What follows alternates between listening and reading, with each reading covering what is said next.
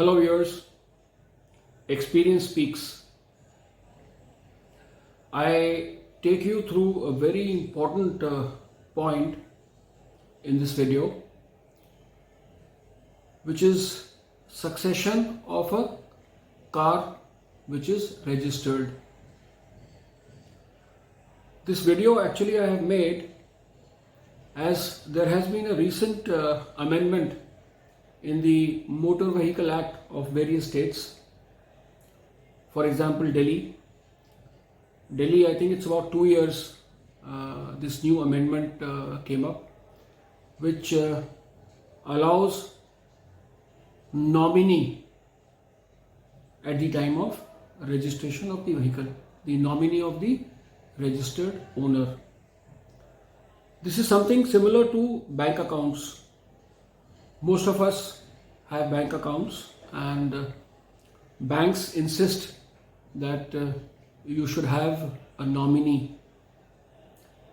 In the event of death of the bank account holder, the money can be taken out by the nominee. It's a seamless transfer.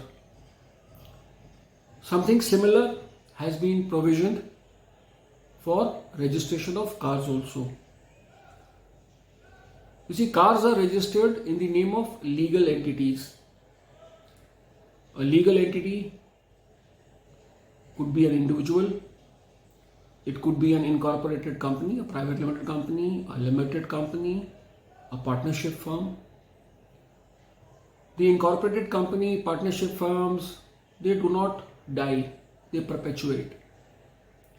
Whereas an individual is mortal. In case an individual dies, then what happens to the registered car? As per the Indian Succession Act 1925, it goes to the class 1 heirs, or in the event of a will, it would go to the legal heir mentioned in the will of the deceased.